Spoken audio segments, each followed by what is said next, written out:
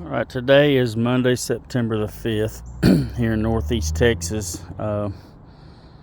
It's after lunch, so I kind of wait a little bit late to get out here, but I need to go ahead and do this. These are my Muscadine. Some of you probably argue that they're super long.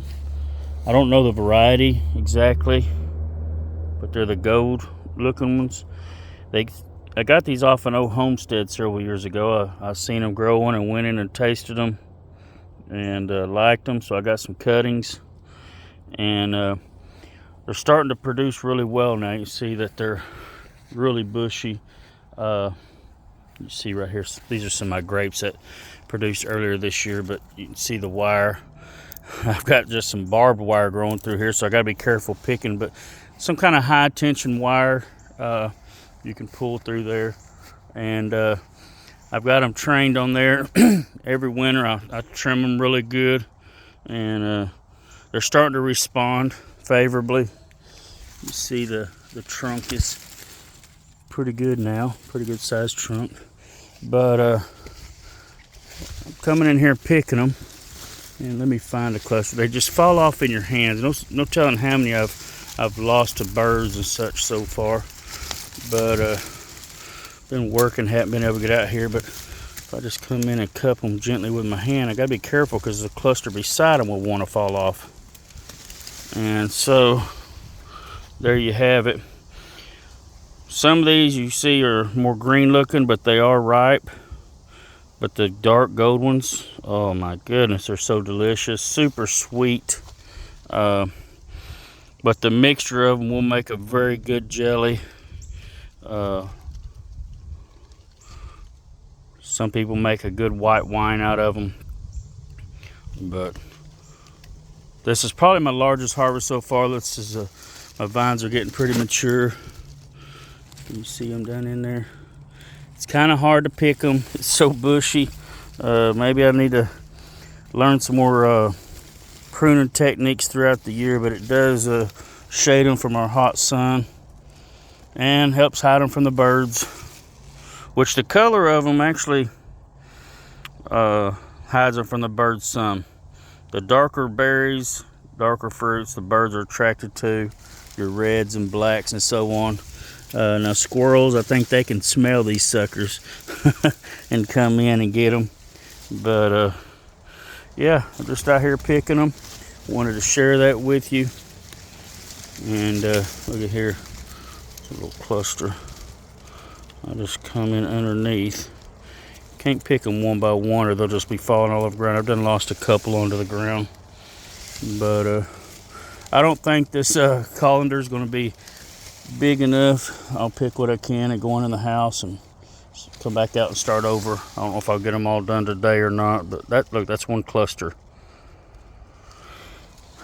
Pretty nice. You don't cut these off like grapes really, because if you try cutting these by the cluster, they're pretty tangled for one thing, but they'll just the shaking around and stuff will knock them off. You'll lose half of them.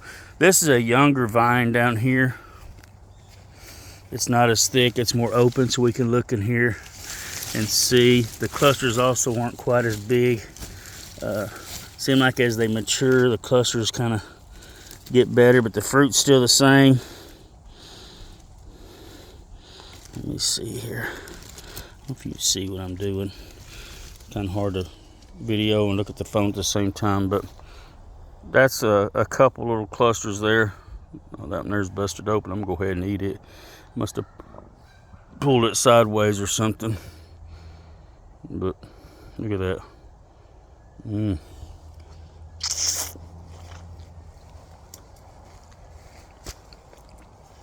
They do have some seeds in them, 3 or 4 seeds each. But man, they're just super sweet, full of sugar. They have a what's called a dry scar on them, and I really believe these may be Carlos variety. If you look that up, but no way for me to be 100% sure. All I know is they're good, and I'm growing them, and I'll continue to grow them. I have some blank spots on my trellis system down here. Excuse the tall grass, but I got room. That one there is grown way down here, but I didn't really prune it back real far last year. But really, I've got room for 2 or 3 more vines down through here on this trellis system. So I may try to get some cuttings rooted.